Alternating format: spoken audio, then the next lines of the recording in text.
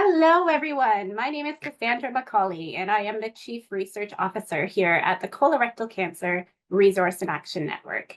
I would like to provide a warm welcome to the final event in CRAN's Patient Education Webinar Series, hosted in honor of Colorectal Cancer Awareness Month. Mental wellness is vitally important to everybody, and for individuals impacted by cancer, both the importance of mental wellness as well as the challenges and barriers to it are most certainly amplified.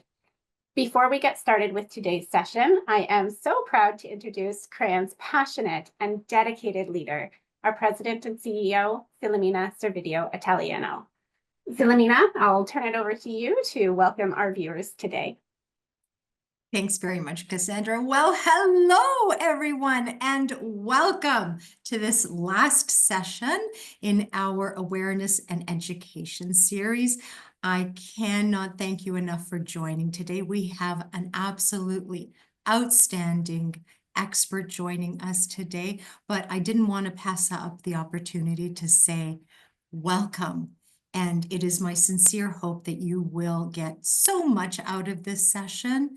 It's Colorectal Cancer Awareness Month, my friends. And while I think you know how much we put into this month because it's all about you, wonderful, extraordinary you, our patients and caregivers, for whom we dedicate an awful lot to ensure that you are well supported, that you are well educated, and for whom advocacy efforts are fully in gear. So sit back and enjoy Dr. Petra Wildgoose, a member of CRAN's Medical Advisory Board and a good friend to CRAN. Take good care and enjoy. Thank you so Cassandra. much. Oh, thank you so much, Filomena. So today's webinar will be moderated by CRAN's newest team member, Christopher Mameliti. Chris has joined our team this year as the National Patient Programs Manager. He is directly providing support and evidence-based information to patients and caregivers on a daily basis, and he is doing so with so much warmth and so much compassion. Chris is truly an inspiration to those going through this journey, and we are so very grateful to have him on our team. So Chris, I will pass it over to you, and I'm just going to bring up the slides here.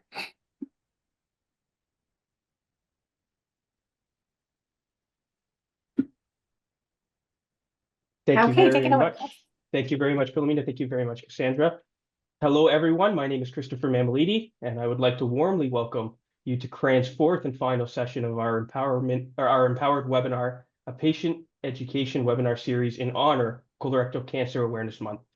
We're so thrilled to have you with us here today, and we thank you for joining for all of our sessions, all Colorectal Awareness Month long. Of course, it's important to take a moment to introduce CRAN for the benefit of some of our newer members and viewers. The Colorectal Cancer Resource and Action Network, more affectionately known as CRAN, began as a grassroots colorectal cancer information and support group in 2006, a few months after the passing of our founder's father. Today, CRAN has proudly grown into a national, not-for-profit, patient-focused organization. We are governed by an experienced board of directors and counseled by an expert medical and scientific advisory board. At CRAN, we have 2 patient advisory councils whose perspective and lived experiences with the disease inform and guide our program development to ensure our programming and services remain relevant and meaningful. In terms of our mandate, CRAN champions the health and well-being of Canadians touched by colorectal cancer and others at risk of developing the disease by providing support, education, and advocacy to patients and their caregivers to help improve patients' quality of life as well as their longevity. CRAN has expanded its patient-focused mandate to serve multiple tumor type patients through our HTA patient evidence submissions, education events, advocacy initiatives, and now our patient programming to ultimately reduce the burden of cancer in Canadians. We would also like to take this opportunity to encourage everyone to register for Bum Run, a 5K walk or run event taking place in 4 cities across Canada, as well as virtually. Bum Run is a critical annual fundraiser for CRAN, while also spreading much needed awareness about colorectal cancer and the importance of screening. This event is for all levels of ability, but in the case you are unable to attend, you're still able to fundraise and donate. The funds raised will go directly to supporting CRAN's life-changing patient programs, and we'd be grateful for your support.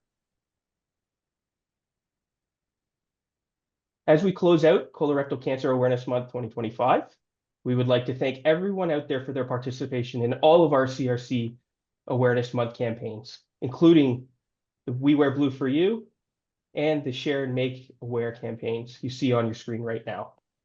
By raising awareness, even amongst your own family, friends, and professional network, you can save lives. Please keep up that great work, not just for the month of March, but for all of 2025. A few housekeeping rules. We ask that your mics are automatically muted, and we ask that you keep them muted throughout the presentation. There will be a Q&A at the end of the session via the Q&A chat function at the bottom of your screen. Please use the raise your hand button as well at the bottom to ask a question or to type it directly into the chat function. And today's patient education session is being recorded. Now, without further ado, we welcome our guest of the day. Dr. Petra Wildgoose is a family physician with a specialization in oncology. She's the lead of the Young Adult Colorectal Cancer Program at Sunnybrook Health Sciences Centre in Toronto, where she addresses the physical, psychological, social, and lifestyle concerns unique to this patient population and provides long-term survivorship care. She also works in the Division of General Surgery as a surgical assistant in colorectal and hepatobiliary oncology.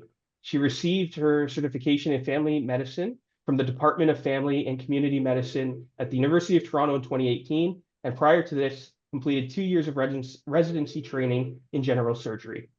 She also has specific interests in both mental health and the care of young adults. She holds a master's in public health degree in adolescent health from the Johns Hopkins School of Public Health, and previously worked as an inpatient physician at the Center of Addiction and Mental Health in Toronto. Her current interests are looking at the application of mindfulness-based interventions in improving the quality of life of young adult colorectal cancer patients. And last but not least, Dr. Wildgoose is an extremely valued member of CRAN's Medical Advisory Board. Thank you so much for being here with us today, and over to you, Dr. Wildgoose. Thank you so much, Chris, and Philomena, of course, and Cassandra and the entire CRAN team. I am so thrilled to be here today to talk to such a valued audience. It's truly my honor and pleasure to be able to speak to you. So I am speaking about a very important topic and something that's dear to my heart, really having an interest in mental health and how what you go through impacts everything with respect to mental health. So we're going to be talking about physical and psychological factors and mental health in colorectal cancer. So as Chris mentioned, I'm a GP oncologist. I have my MPH in adolescent health, and I'm currently the lead of the Young Adults Colorectal Cancer Clinic at Sunnybrook Hospital, which we established in 2019. I just want to show you what the process of our clinic looks like. This is sort of generic, so it can be applied to anybody really who's being referred after receiving a diagnosis of colorectal cancer. So initially we receive a referral after you've had a colonoscopy and they've found a tumor. We then order imaging and blood work. And then you'll be seen by an oncologist, so a surgical oncologist or a medical oncologist for chemotherapy or a radiation oncologist for radiation. And if you're under the age of 50 and you've come to Sunnybrook, you'd also be referred to the Young Adult Clinic, which I run. The oncologist will, of course, give you surgery or chemo or radiation or immunotherapy. They'll put you on a treatment pathway. What I want to focus on today is what care continues means. And it doesn't, again, just apply to young adults. It applies to all cancer patients. So what I want to tell you is that the number one thing that I say to patients when I do a full consultation is I am going to be addressing both your physical and your mental health. So things beyond the cancer itself. I'm going to go back a slide again. If you look down again. Dr. Wildgoose, sorry, we can't actually see your slides. Are you able to just try sharing again? Oh, hang on a second. Yeah. Thank you. Sorry. There. No worries. These are the joys of online. Yeah, that's And then if you just want to go full screen. Yeah. Perfect. Thank you. Okay.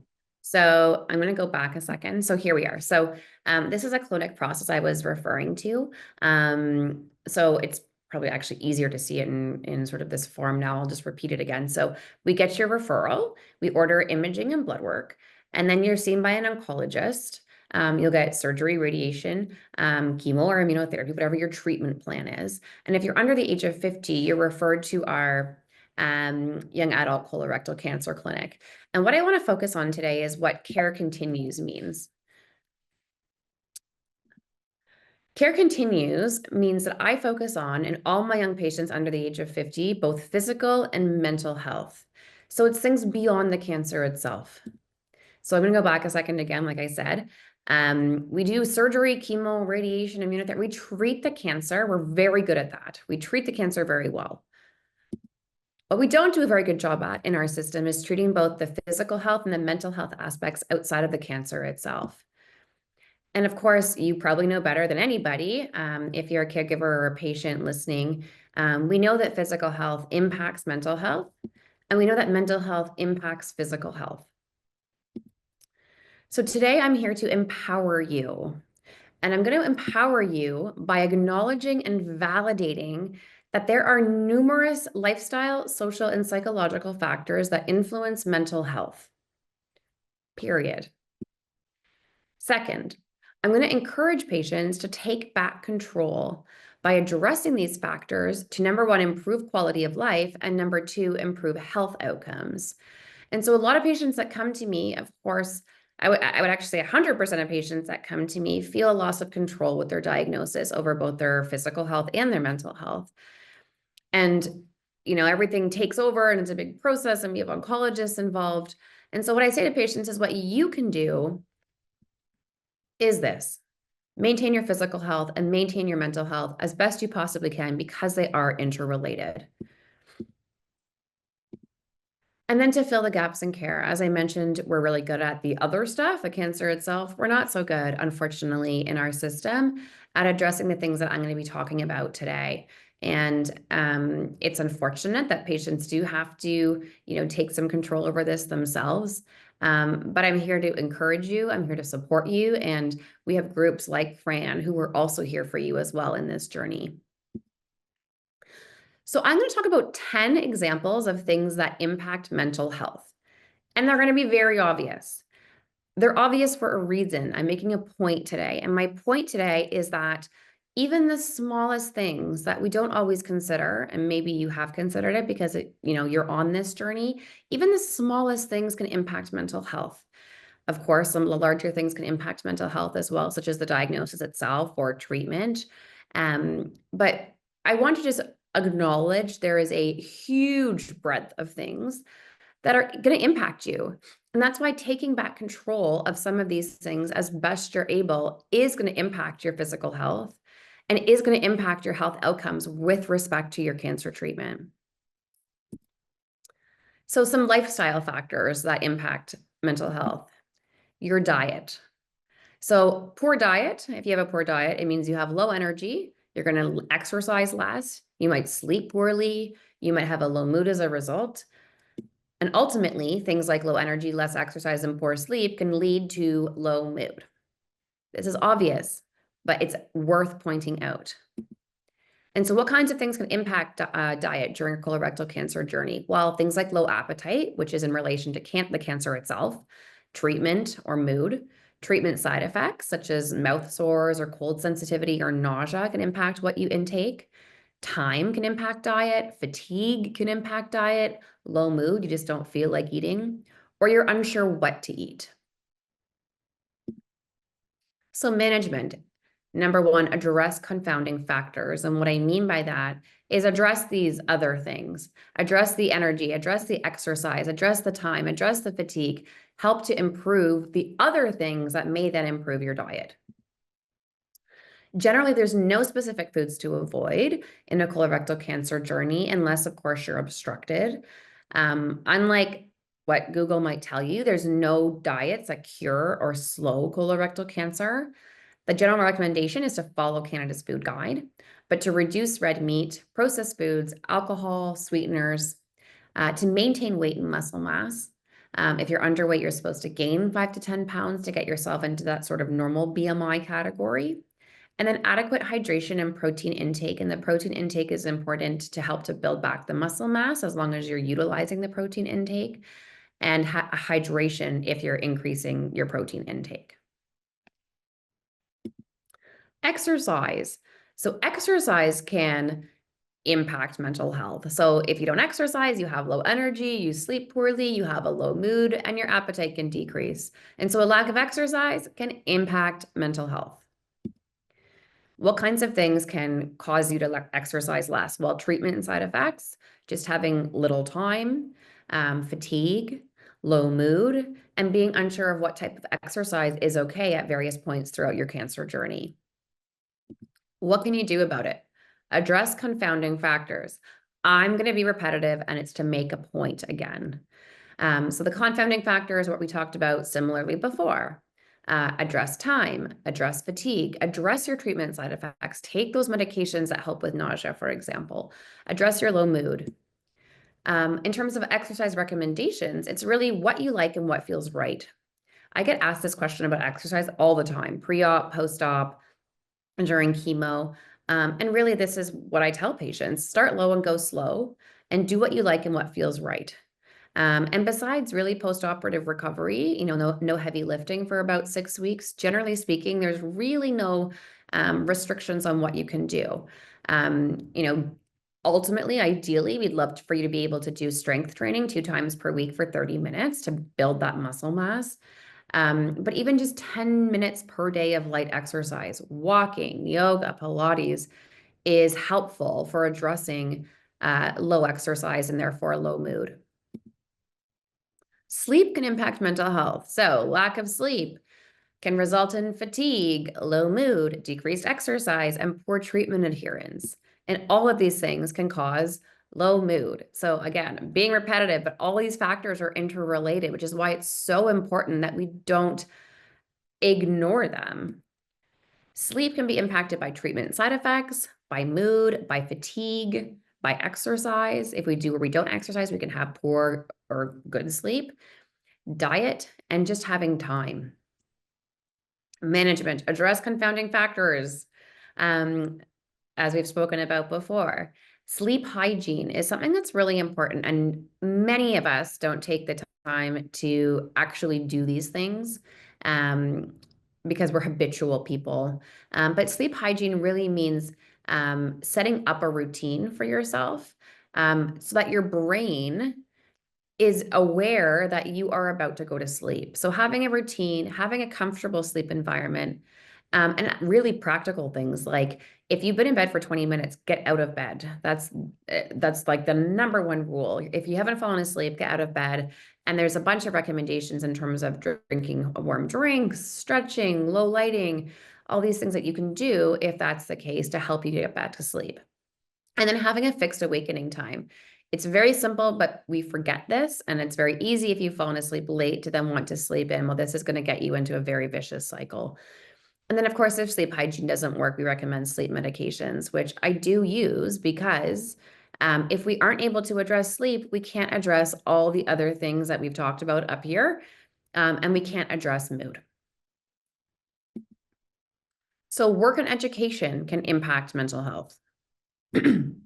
So work and education is part of our identity. It's required for financial stability, and it's a coping strategy throughout the cancer care journey, and it's a positive coping strategy. So it's totally okay if patients feel like they want to work or they can work at certain points in time, because it also allows for feelings of normalcy. Like, your world as a patient has been totally upheaved. And this is sort of one thing that allows some stability and feelings of like, I still have my life before this diagnosis. Unfortunately, work and education can impact mental health because you require time off for appointments, you require time off for treatment. Do you need disability? When does disability start? This is extremely stressful. I get this question all the time because the treatment plan is sometimes up in the air or it changes frequently. The paperwork is very stressful. Financial concerns are obviously stressful for a lot of people. They can't take time off necessarily because of financial reasons. Stress from insurers, my goodness, I can acknowledge this stress because I fill out the forms when insurers give patients a hard time. And then, of course, if you're able to return to work and education, this is a very stressful time as well because you may have, physical, long-term, or acute consequences as a result of your cancer journey, or you may just feel like a different person because of the trauma that you've been through. And this can be a hugely challenging and psychologically distressful time. So to manage this, we really try to manage expectations around treatment and side effects upfront as best we possibly can. Of course, treatment plans can change. I really encourage patients to see social workers or their family doctor, to talk to other patients, to go to support groups like CRAN to see what other people have done. Take time off. I encourage taking time off if it's not a positive coping mechanism, if they're not finding that it's helpful. And if you are financially stable and able to take time off, I very much encourage it. And I always say take as much time as you need because you can always go back earlier if necessary. It's a lot easier to go back early than it is to potentially extend the time that you need. And then in terms of return to work and education, it's very important that this time is slow and it's gradual. And I generally reassess patients very frequently during this time because it's not failure if you're not getting to the point of, full on work and you still require restrictions, a couple weeks in. It might take months, and that is okay. Family can be a cause of psychological distress. I get this a lot as well. So especially in younger patients, who do I tell that I've been diagnosed? Who do I tell that I now have stage 4 cancer? When do I tell them? How do I tell them? How do I tell my children? And then managing those emotions and those expectations of those family members and of course friends as well and other supports. It's a very stressful time when, patients are trying to manage their own emotions and expectations, let alone, their family members. So it's a lot of added stress. And then of course the stress of actually being a caregiver and, for children, for parents, and even for spouses. And so in the young adults that I see who are ages, 18 to 49, you could really be in that age bracket where you're taking care of all three. Or you're a single parent taking care of children and your parents, which is also extremely stressful. Time. And I'm making a point of saying this because sometimes we just need to take a moment to breathe, and none of us do this. It's challenging to practice mindfulness and to live in the moment because of our busy schedules generally, but you can imagine, and I'm sure some of you are very aware that, you have a busy life, especially in younger patients, and then you get this diagnosis upon, that, but how are you supposed to function in your everyday life and still go to your appointments? Well, appointments take up time. That's very stressful. Radiation every single day for long course radiation for up to 5.5 weeks. That is very stressful. Chemotherapy is up to 6 months, for example, of chemotherapy, and sometimes more, depending on what situation you're in. Forms take up time, insurance forms, Ontario Works, disability forms, ostomy forms, tax credit forms, caregiver forms, education forms. None of this is small. All of this is stressful. And I think, yes, there's bigger stresses that patients go through, but what I'm trying to acknowledge here is that all of these things are additive, right? And the amount of time that things take, I often get emails back saying, I'm so sorry I haven't gotten back to you because I've just been swamped with appointments. And this does contribute to patients' mental health. And we need to be aware of this. The waiting game is very stressful and impacts mental health. What do I mean by the waiting game? Well, you've all probably waited at some point. In terms of the colorectal cancer journey, I think the worst waiting game is once patients have had their colonoscopy and they're waiting for the results of imaging. So their workup. So they've been told, you know, they have a diagnosis of colon or rectal cancer, and they're awaiting their staging investigations to see, you know, exactly what the tumor looks like and if there's been spread. And to see the oncologist to discuss the results of those imaging, of those images. That, I think, in my experience, is the worst waiting game, because everything's up in the air and patients have just received the diagnosis. That is an extremely stressful period of time. And there's a lot of anxiety associated with that. The other waiting game is, you know, after you've seen the oncologist and discussed, you know, what your scans look like, and you've made a treatment plan, well, actually waiting for treatment to start is extremely stressful too. Waiting for results. Anytime you know, go in and you have a CT scan, for example, or you're waiting for the pathology results, you know, do you need additional imaging? Are you ever going to require further treatment once you've had those pathology results? None of these things can be overlooked in terms of how they impact mental health. And there's many examples of the waiting game here, but these are just a few that I've been sort of made aware of that are really the obvious ones that impact mental health. Isolation impacts mental health. So feeling isolated in this journey, feeling like you have a lack of supports and resources, doesn't matter what age you are. You may or may not know anybody who's had a cancer diagnosis, or specifically a colorectal cancer diagnosis. And even if you do, everyone's journey is personal. And it may really feel isolating, like you're going through this alone. And really, you are, because it's you that is going through this and not anybody else, no matter how many supports you have. Difficulty navigating the healthcare system can be very isolating. And again, it doesn't matter what age you are. I treat young patients, of course, who, you know, it's their first time being exposed to the healthcare system. So there is difficulty navigating it. But I had a young patient say to me the other day, she said, I was in the waiting room and, you know, yeah, it was isolating for me because I'm a young patient, but I was next to somebody who was in their 80s or 90s, and there was so much difficulty even just understanding what the patient's medications were by the nurse that was there, because the patient couldn't articulate that to the nurse, and that must have felt very isolating for that person. So there's so many difficulties navigating, and it's a very complicated system with you know, so many treatments and scans and appointments, and it's very challenging. And we're very siloed still. It can be literally isolating. So receiving treatments, like, you know, going in for chemo and receiving the radiation when you're actually in the machine, literally you're isolated. Waiting rooms are very isolating. And then the whole process of suffering is very personal. You know, it's a universal thing, suffering. So, you know, everyone's experienced suffering to some extent, but the actual journey of suffering is still very personal and extremely isolating. And of course, that impacts mental health. Body image can impact mental health. What do I mean by body image?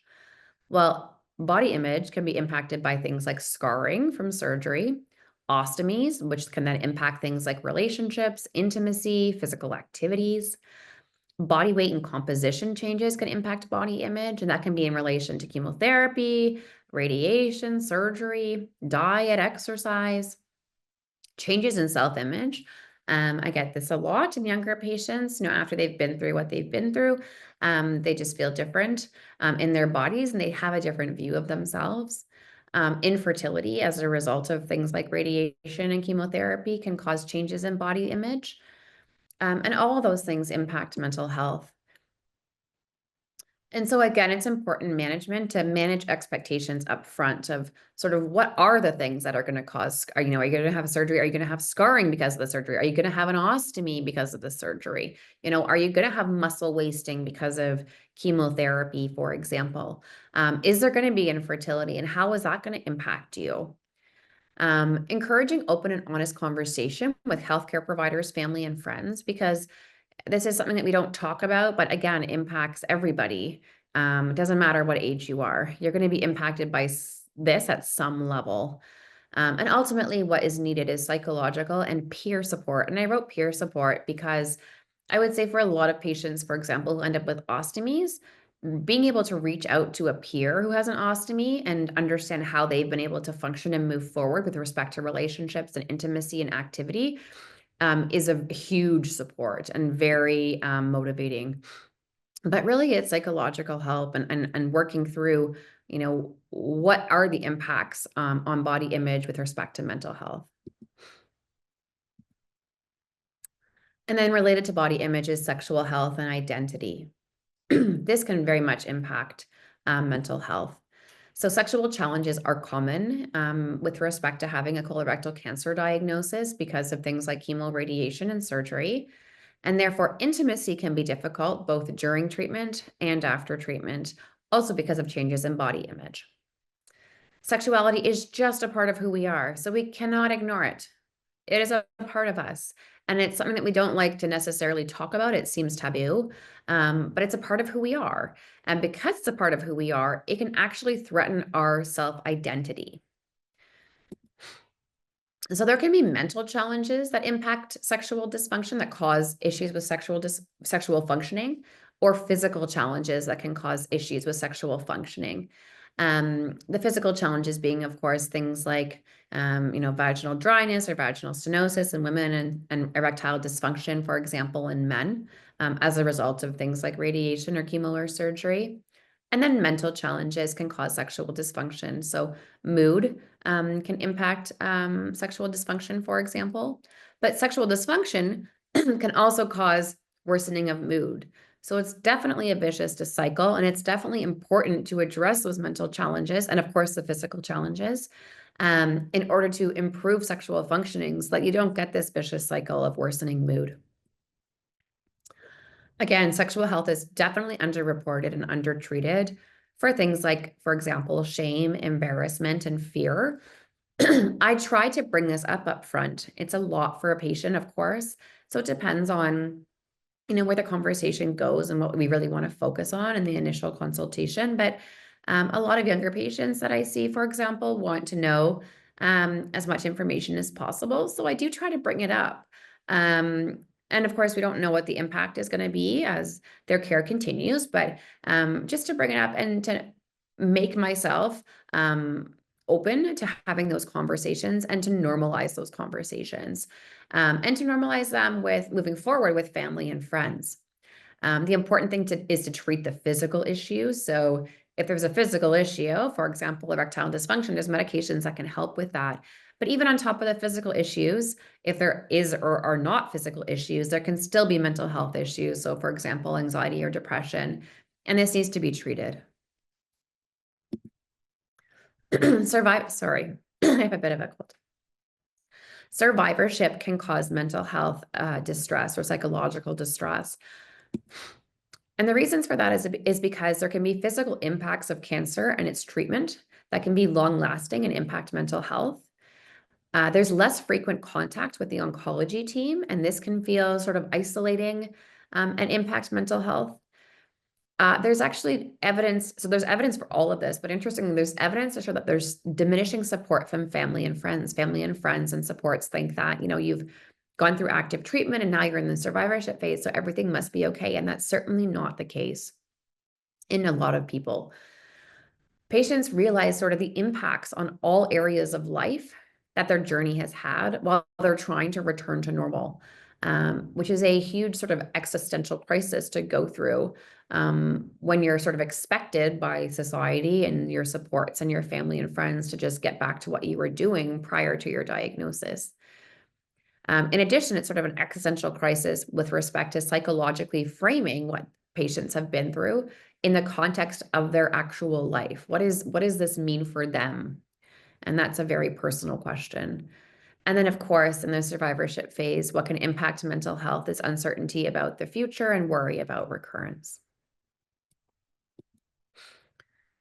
Caregivers and supports can impact mental health. What do I mean by that? It can be stressful to have a caregiver. So, if patients rely on other people, for example, to, feed them or drive them to appointments or whatever it might be, every single person who's going through this journey requires some type of person or support that helps to get them through. But it can be stressful, for example, if the caregiver is unavailable for whatever reason, whether they want to be unavailable or not. The stress of caregiver fatigue. For example, if you're a husband and wife and you have 3 kids, well, it can be very stressful being a caregiver to the spouse, but also taking care of the 3 children and also having your career and everything else on the side as well. And it can be stressful to have a difference in experiences. So what the patient's going through is very different than what the caregiver is going through. And they're both going through their own journeys, which are very valid and rational and reasonable. But this can be stressful for the patient and stressful for the caregiver themselves. I want to go back to the slide that I had with respect to physical and mental health, because if the patient doesn't maintain their physical and mental health, this can result in caregiver fatigue and burnout. And if the caregiver is not there to support the patient, you're not going to have physical health and you're not going to have mental health, because it can impact both. And so going back to when I talk about what do I address sort of on the initial consultation, it's really looking at the aspects of physical health and mental health that the patient can take control of and move forward with in order to prevent things like caregiver fatigue and burnout, and then obviously the vicious cycle that can ensue. I want to talk about mental health on its own. So all of those things can impact, those are sort of the 10 examples of things that can impact mental health. And having gone through them now, you can probably see how some of them are very obvious, but maybe we don't stop and always think about how things that take up time, like forms, can be very stressful. And it's very valid to feel like that is impacting your mental health. That is completely reasonable. And all those things certainly add up. Now, all of those things, those 10 examples, can impact mental health, but irrespective of all of those 10 things, even if you didn't have any of them, mental health is mental health, meaning that anxiety or depression can crop up no matter what. And that's really the definition of anxiety or depression. We don't have to have a cause for it. It is a disease. They are diseases in and of themselves. What can I tell you about mental health in the colorectal cancer journey? I can tell you that psychological distress is universal. So every single person who goes through this is going to have some level of psychological distress. I can also tell you that there's 100% of the time some guilt upon diagnosis and some anxiety upon diagnosis. The guilt being, what have I done? What did I do? How did I get this? And the anxiety being, what is my path forward? I can also tell you that there is an improvement generally in mood upon the start of active treatment. Patients like the fact that they now have a treatment plan that gives them some sort of hope. And so that's generally what I see. Almost 100% of the time, I can tell you that I see anxiety with tests, with clinic visits, with results. This is known in the literature, and I see it in my practice. And this is completely valid and reasonable, and it's going to happen. It's just a matter of to what level it's impacting the patient. Are they not showing up for their tests or their clinic visits because their anxiety is so out of control, and that needs to be managed if that's the case. And it's really important to acknowledge, and I acknowledge it with all of my patients, that mood changes can be slow or sudden. So the sudden one kind of makes sense. For example, if you have a test that shows recurrence, or you have a test that shows that disease has spread, obviously your mood is going to change quite suddenly. So I try to acknowledge with patients that can happen. But I've also had patients whose mood can switch, it flips. I had a patient who 2 years later, post-active treatment in the survivorship phase, all of a sudden just became, overwhelmingly depressed because their diagnosis just hit him out of nowhere. And so it's important that, again, we manage expectations up front and say this can happen suddenly, and to be aware of it. And again, if it's impacting your activities of daily living, that needs to be treated. But on the other extreme is that mood changes can be slow. And this is the case usually with depression. We don't always notice in ourselves that our mood is low or becoming lower, and that it's impacting what we're doing on a daily basis. And so I always bring that up as well, because it can be very sly. So mental health is poorly detected. And there's patient factors for this, and there's clinician factors for this. And really the patient factors are stigma against mental health still, unfortunately. I think in the younger patients, there's, I think, more open and honest conversation about it, but still stigma. I think patients and the public, even healthcare providers, are still unaware of the negative health impacts that mental health can have. A belief that concerns are not irrelevant. And that's completely understandable. A lot of the oncology visits can be very, very quick. And so, it's like, okay, well, I realize I have to get this cancer treated. So, my mood maybe isn't as important, but it is. And I'm going to tell you why at the very end. And then specifically adherence to traditional masculine norms. Our society tells men, you can't cry, you can't express your emotion. And unfortunately, I do see this in the male population. And so this is one of the reasons why it's poorly detected in men over women. And so I really look closely and try to have a conversation with male patients, especially if I see anger, because depression, for example, can present more in an angry form, as opposed to sort of in the sad and depressed form in males. And then it's poorly detected in clinicians because of just a lack of time and a lack of capacity in being able to actually diagnose and address mental health. What's the most important thing to know if you're a patient going through this, and I'm empowering you today, I'm empowering you to recognize some of the risk factors for severe anxiety and depression, because severe anxiety and depression can impact your care and it can impact your health outcomes. So it's really important to recognize, if you are at risk of severe anxiety or depression, and make sure that you're followed by a therapist and or receive medications to help you should you end up feeling like you may be anxious or depressed throughout your cancer journey. So young age is a risk factor for having severe versus mild or moderate anxiety or depression, a lower education, a low income, a history of trauma, a personal history of mental illness. So anybody who I see who's, had a history of depression or anxiety before, I make a point of making sure that I follow up with them more regularly, and I make them aware that they're at higher risk of experiencing depression and anxiety throughout their cancer journey. And then mental illness in the family. And so I ask about family history with every patient and make them aware that their family history may put them at increased risk of feeling some mood disorder symptoms throughout their journey.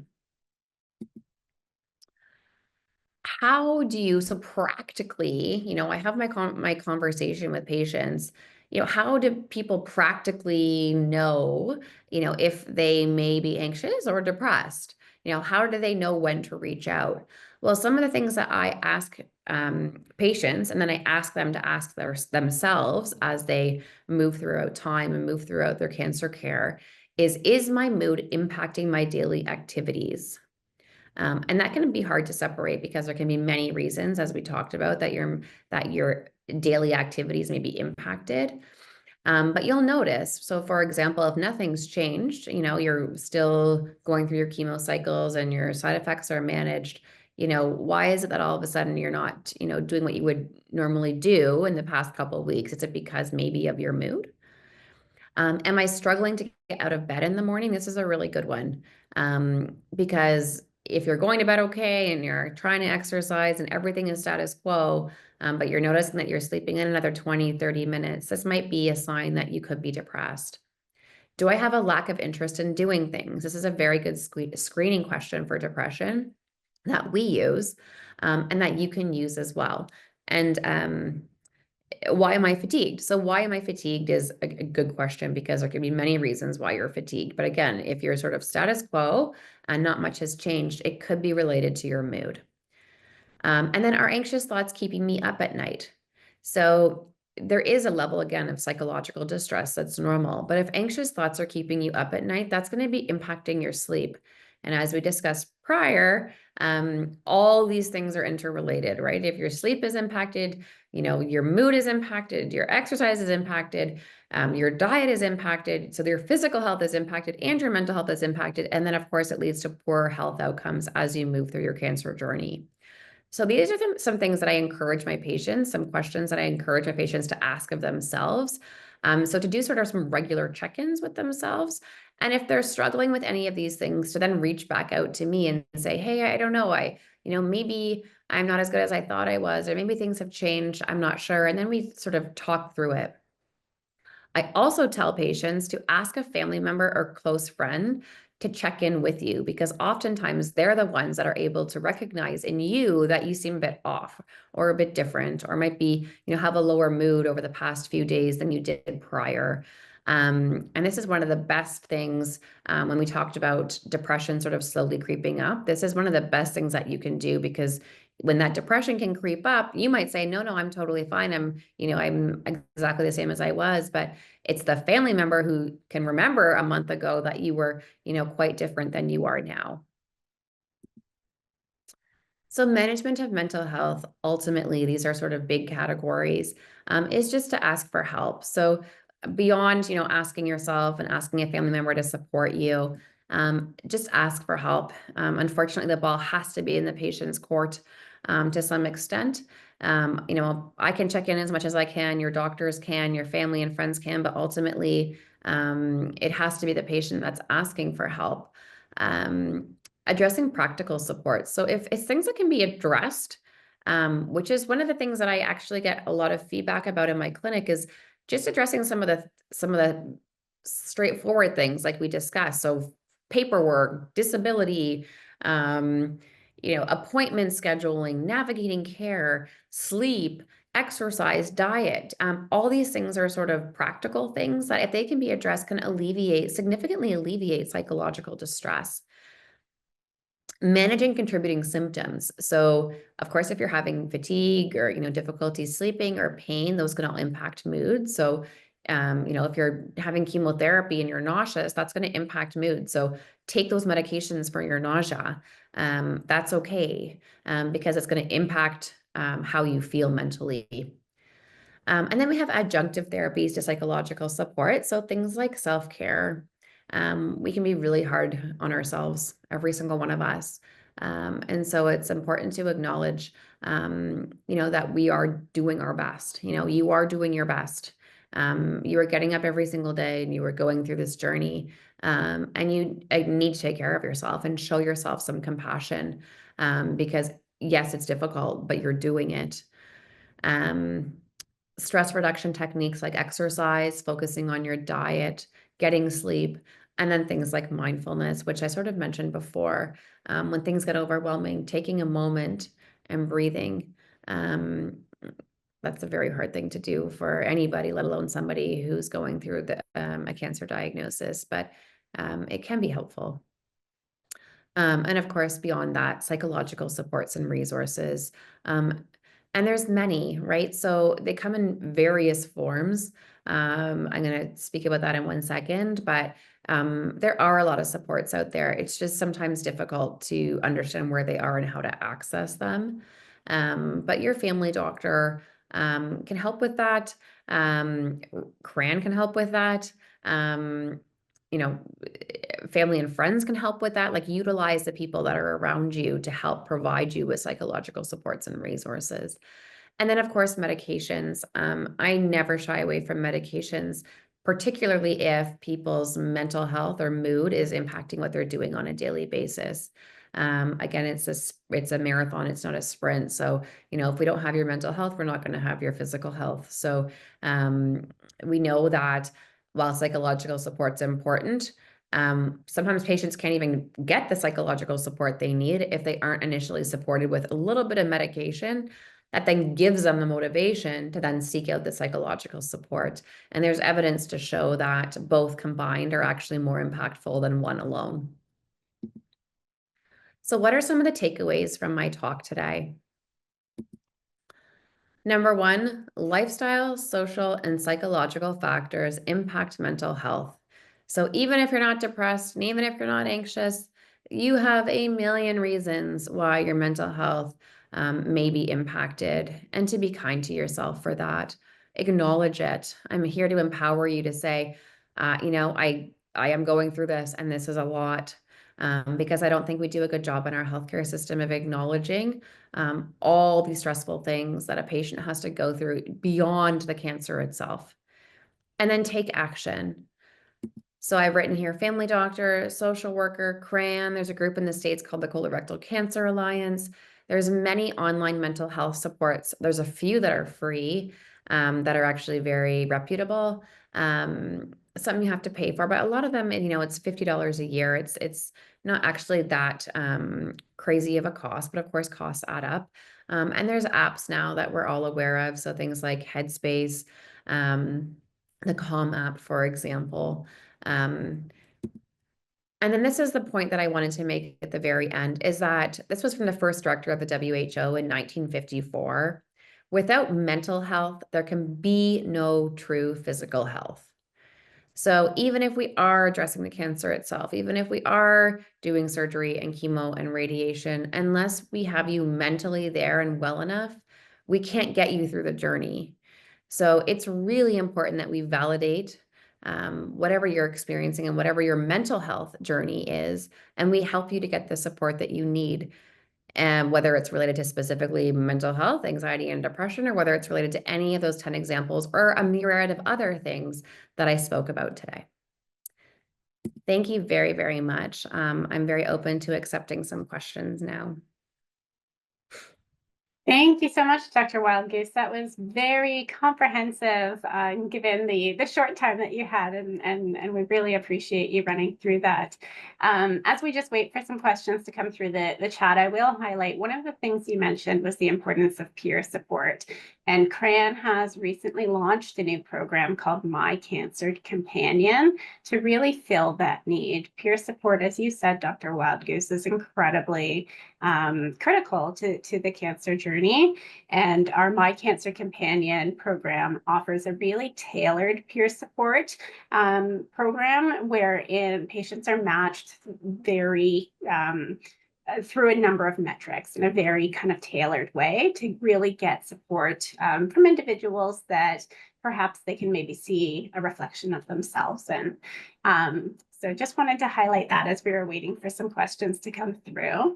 The first question we have for you, Dr. Wildgoose, is in respect of sleep hygiene. How do naps impact sleep hygiene? Yeah, that's a good question. So it depends again on where you're at. I'm not going to say never take a nap, but generally speaking, naps are tricky because if you're napping during the day, that can result in going to sleep later. And so generally speaking, we try to avoid naps if we can. Obviously, if you're in whatever cycle of chemo, cycle 12 of chemo, you're going to be fatigued, right? So be kind to yourself. If you have to take a nap, but just be wary that if it's impacting what time you're going to bed, that would be obviously a concern, because the most important thing is that restorative sleep that you're getting at night when your melatonin is working and it's dark. So it does impact sleep hygiene, and just to be aware of that. Thank you so much. And one of the things we hear cancer patients speak about often is what we call cancer ghosting, where there's, an absence of support from family and friends and the kind of distancing themselves following a cancer diagnosis. What can a patient do if they feel that they are experiencing cancer ghosting? I think that's a really good question. So I think it's really important to, well, number one, if that family is important to you, I think it's really important that you feel empowered.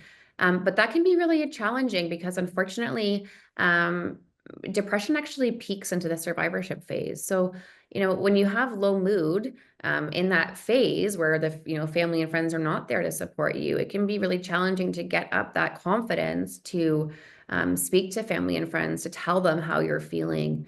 But that ghosting is not because they don't care. That ghosting is because they think that you're through it and, you're good. There's just a lack of education around the long-term consequences of what you've been through. And it's a traumatic experience, right? And that's how it needs to be framed. I think we can all relate to some type of traumatic experience in our lives. And I think that's how it needs to be framed to family and friends that have, ghosted people. And if you can't have that conversation because of what you're going through from a mental health perspective, then you need to reach out and receive psychological support to give you that self-esteem back. But also to use support groups like CRAN, for example, and peer support. Ask your peers, like you were talking about, what did you do in this situation? And rely on your peers more. Like maybe it doesn't need to be family anymore. Like maybe those aren't the best people to rely on anymore. A great author that I love talks about the huge importance of people deserving to hear your story. And that can change throughout your cancer journey because you will change throughout your cancer journey. So someone who deserved to hear your story at the beginning of your diagnosis may not deserve to hear how your story is going towards the end. And that's okay. It doesn't mean you lose that person. It doesn't mean you aren't, you don't maintain that relationship. It just means that if you can't rely on them to give you that support back, then maybe maybe you need to find another outlet, another person to support you because you deserve to have that support. And you shouldn't have to be, begging for that support. So finding other ways, if you're not able to make that work and have those conversations, finding other people who will listen and acknowledge and validate what you've been through and support you as you continue on through the survivorship phase. Thank you. Thank you. And, we're finding more and more that patients are suffering from depression and anxiety. And I'm just wondering what your thoughts are in terms of, do you recommend that a patient group perhaps refer them directly to a mental care expert, or how should patients, particularly those who maybe don't have a primary care provider, where do they go when they need mental health help? Yeah, that's a good question. Unfortunately, our mental health care system, having worked in it, it's like any resource, it's fragmented and it's hard to find. But I think, I think supports like CRAN, for example, are the ones that are able to list out, here are the resources to go to. I will admit that there's not many that are colorectal cancer specific. There's quite a few that are cancer specific. And there's the things like Wellspring, for example. Wellspring is fantastic for patients and provides lots of free support. But unfortunately, there's not a lot of OHIP covered therapy out there that's even cancer specific. So it depends. And again, depends on what province you live in as well. But reaching out to your even just going to the walk-in, like a walk-in should be able to provide you with mental health resources around, in your area, for example, of reaching out to CRAN. Googling helps. I mean, even when patients ask me, what are the mental health resources? If I haven't found one and I'm interested or curious to see if, a new one's been created, I do just Google. But it can be very challenging. What I find in my younger patients, interestingly, you talked about your peer support network, which I think is fantastic because I find a lot of younger patients, if they can't access true therapy, psychological support, OHIP covered or not OHIP covered, that using social media is really, really helpful. And just finding that common bond really helps with that mental health journey, that isolation portion of it. So I do encourage patients to use, if you're savvy, obviously, to use social media, because recently, especially, I've had a lot of patients just use social media and have made connections around the world and found supports through that mechanism as well. So, Dr. Wildgoose, do you mind if we expand on that just a little bit? Because we're finding that our caregivers are suffering from severe depression or anxiety as a result of their loved one going through the cancer journey. And we at CRAN are in the unenviable position to not necessarily be able to support them properly when they are being, let's say, diagnosed with severe depression and anxiety. And so we're wondering whether or not the loved one, the patient's oncologist, is in the position to refer the caregiver to an expert, a mental health expert, so that they can receive the care that they so desperately require. Is this a pathway that they can undergo? That's interesting, Phil, because I've actually noticed the same thing in my practice. In fact, I had a young patient recently whose partner has been denied leave is suffering from severe, depression, anxiety because he's the caregiver, and has been denied leave over and over and over again from work. And it's just so when we talk about the stigma is still real. And so yes, oncologists can. So ask, because absolutely they can. If you're going to a cancer center, there's psychological supports through cancer centers for families, and for not just families, like not just the support person, but for children as well. And they can refer, and they should refer. But I think sometimes the caregivers don't necessarily bring that up or think that's relevant, but yes, they can. Yeah, and this is OHIP covered, is that correct? Yes. At a cancer center, yes, there should be OHIP covered therapy. The issue though is that it's limited. So any OHIP covered therapy generally is only a certain number of sessions. And as we all know, OHIP covered therapy, it's number one, limited, but also it depends on who you get. It can only be helpful. It's very important, the connection you have with your therapist. And so I tell every person, it's a trial, and it's just the best we have, right? You have to make sure you find the right fit. But at least getting a referral is, the first step, right? Get the referral, start seeing somebody, and then, hopefully you can go from there, because once you see somebody, maybe they can provide you with resources and supports to move forward with. Yeah, and the same can be said for psychiatric services. Yeah, so if you're suffering from severe depression or anxiety, then you should be seeing a psychiatrist. That's when you say, like, I need to be referred to a psychiatrist. And a psychiatrist, the difference, people don't always know the difference. So psychiatrists now don't generally offer a lot of psychotherapy. Psychiatrists now are generally trained to do one consult, prescribe a medication, follow up on the patient maybe one or two times to see how they're doing on the medication, but most of them do not provide long-term psychosocial care. It's the psychologists that do that. So, but yeah, if you're suffering from severe anxiety or depression, you definitely need to be seeing a psychiatrist and have that treated, if not by your family doctor. Yeah, because we are seeing a fair number of caregivers, and yes, some patients, but a fair number of caregivers who are suffering from severe anxiety and depression. And we're just not in the privileged position to be able to support them adequately. They really need to be seen by professionals who are well-trained and certified to address that severe depression and anxiety. And so we're trying to, I guess, steer them in the right direction. And I guess my default reply to them would be to see the patient's treating oncologist to receive or to facilitate that referral so that they can be well managed. And then we can assume, let's say, the peer-to-peer support that I think from which they would benefit. Absolutely. And then there's Wellspring as well has really great free family counseling and family supports for caregivers. So if it's not through the cancer center, it would be through Wellspring that I refer patients. Okay, thank you. Thank you. Yeah, that's really, really important information for caregivers to know. So Dr. Wildgoose, that brings us to the end of the webinar.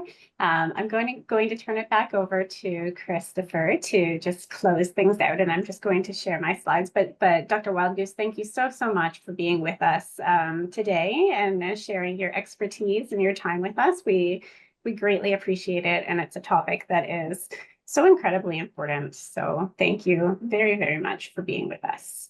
Great. Thank you so much, Cassandra and Phil. It's my pleasure.